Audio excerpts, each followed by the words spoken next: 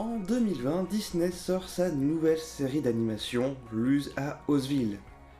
Luz, une adolescente pleine d'imagination, est projetée aux îles Bouillantes, un monde merveilleux où vivent monstres et sorcières, créés dans les restes d'un ancien titan.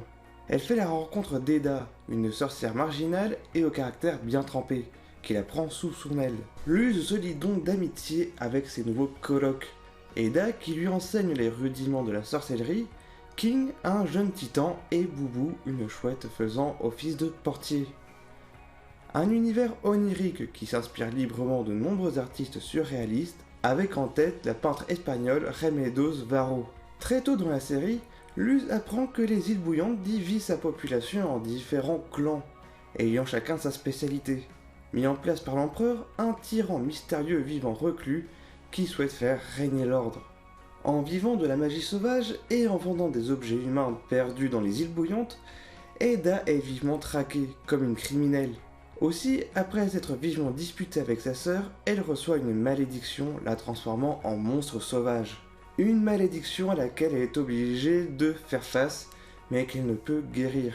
La métamorphose en monstre est un sujet majeur dans la fiction fantastique. Si on connaît déjà le mythe du loup-garou depuis le Moyen-Âge, transformant les hommes en monstres assoiffés de sang, le 19e siècle voit se faire publier l'étrange cas de Dr Jekyll et Mr Hyde par Stevenson.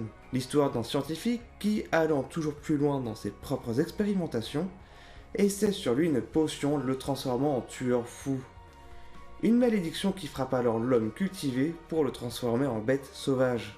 Un personnage très souvent repris dans de nombreuses histoires, aussi bien en littérature qu'au cinéma. On se souvient par exemple du savant Bruce Banner se transformant en Hulk à la moindre contrariété, ou bien du sympathique professeur Lupin se transformant en loup-garou une fois la pleine lune arrivée. Mais que dire d'Eda ? La sorcière vit en marginale, elle pratique la magie sauvage et peine à sociabiliser. Et ce malgré ses efforts. En fait, Eda, à l'instar des autres personnages, cherche sa place et se refuse à rentrer dans les cases imposées par l'empereur. Dès le début de la série, on comprend que les personnages principaux sont rejetés par la société en raison de leur manière de penser jugée anormale ou bizarre. Cela a été le cas pour chaque membre du manoir de la Chouette. Luz est incomprise par sa mère et surtout par ses professeurs. King ne sait pas d'où il vient et Boubou, quant à lui, peine à contrôler ses émotions.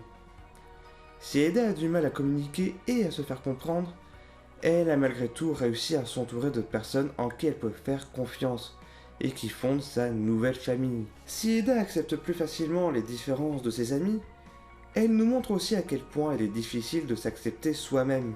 Luz à Ozville nous démontre qu'être soi-même finit toujours par payer. Si notre quête d'identité est un parcours permanent, Eda nous montre que rester fidèle à soi-même ne doit pas nous empêcher de se remettre en question et que bien s'entourer nous aide à évoluer dans le bon sens. We've got King the Titan and Luz the Human on our side. Legends in the making. Don't forget Eda, the Owl Lady. Already a legend, and the most horrifying one of them all.